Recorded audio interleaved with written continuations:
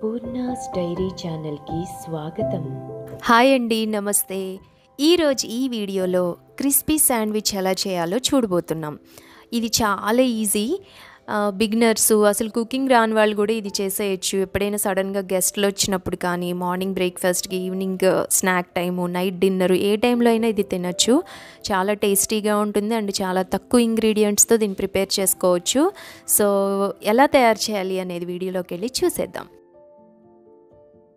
దీనికి తురుముకున్న చీజ్ ఒక 1/2 కప్ కావాలి. తర్వాత తురుముకున్న క్యారెట్ ఒక 1 కప్ కావాలి. తర్వాత ఆనియన్స్ చిన్న చిన్న ముక్కలుగా కట్ చేసుకున్నవి ఒక 1/4 కప్ కావాలి. పచ్చిమిర్చి కూడా చిన్నగా కట్ చేసుకోవాలి, రుచికి సరిపడంత. శాండ్విచ్ అంటే మనకి బ్రెడ్ కావాలి కదా, నేను ఇక్కడ బ్రౌన్ బ్రెడ్ తీసుకున్నాను.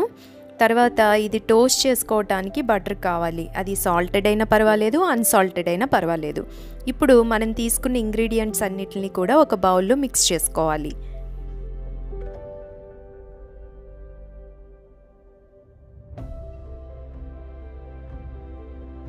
మిక్స్ చేసుకున్న తర్వాత ఇప్పుడు మనం బ్రెడ్ స్లైసెస్ని చూస్తున్నాం కదా, వాటి షేపు ఈవెన్గా మ్యాచ్ అయ్యేలాగా పెట్టుకోవాలన్నమాట. ఇప్పుడు చూస్తున్నారు కదా, అన్ని షేప్స్ అన్ని సైడ్స్ సేమ్ ఉంటాయి అన్నమాట. బ్రెడ్ స్లైస్లను ఎప్పుడు అలా పెట్టుకుంటే కనుక మనకి స్టఫింగ్ లోపల కరెక్ట్గా ఉంటుంది అండ్ షేప్ కూడా కరెక్ట్గా వస్తుంది అన్నమాట శాండ్విచ్ చేసుకుంటున్నప్పుడు.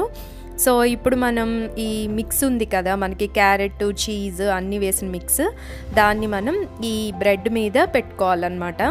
అది ఒక 1/2 ఇంచ్ వరకు ఉండాలి, మరి పల్చగా కాకుండా ఒక 1/2 ఇంచ్ అట్లా పెట్టుకోండి. మనం ఇందాక షేప్ కరెక్ట్గా మ్యాచ్ అయ్యేలాగా చూసుకున్నాం కదా, సేమ్ అలాగే పెట్టేసుకోవాలి. ఇప్పుడు స్టవ్ మీద పెనం పెట్టుకొని దాంట్లో బటర్ అప్లై చేసి దాని మీద మనం స్టఫ్ చేసిన శాండ్విచ్ని పెట్టుకొని మూత పెట్టుకోవాలి. ఒక 2 మినిట్స్ అట్లాగా లో టు మీడియం ఫ్లేమ్లో దాన్ని కుక్ చేసుకొని దాన్ని మళ్ళీ ఫ్లిప్ చేయాలి. ఇప్పుడు పెనానికి మళ్ళీ బటర్ అప్లై చేసి సెకండ్ సైడ్ శాండ్విచ్ని ఆ బటర్ మీద ఉంచండి. సెకండ్ సైడ్ని అటు పెడితే దానికి అబ్జార్బ్ అయిపోతుంది కదా, సో అట్లా చేయాలి. అండ్ దీన్ని మళ్ళీ అటు ఇటు ఫ్లిప్ చేసేసి దాన్ని మళ్ళీ 1 నిమిషం మూత పెట్టుకోవాలి. తర్వాత స్టవ్ ఆఫ్ చేసేసి దీన్ని ట్రయాంగిల్ లాగా కట్ చేసుకోవాలి. శాండ్విచ్ రెడీ అయిపోయిందండి. సో చాలా క్రిస్పీగా ఉంటుంది.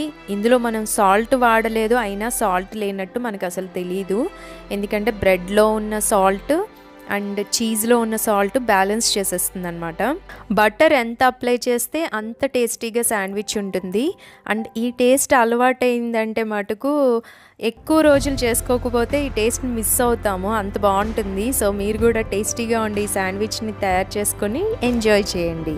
సో మన ఛానల్ని ఎవరైనా ఫస్ట్ టైం చూస్తున్నట్లయితే కనుక ఛానల్ని సబ్స్క్రైబ్ చేసుకోండి. అలాగే పక్కనే ఉన్న బెల్ ఐకాన్ని క్లిక్ చేయండి. అలా క్లిక్ చేస్తేనే నేను ఎప్పుడైనా యూట్యూబ్లో వీడియోస్ అప్లోడ్ చేసినప్పుడు మీకు నోటిఫికేషన్స్ కింద కనపడతాయి.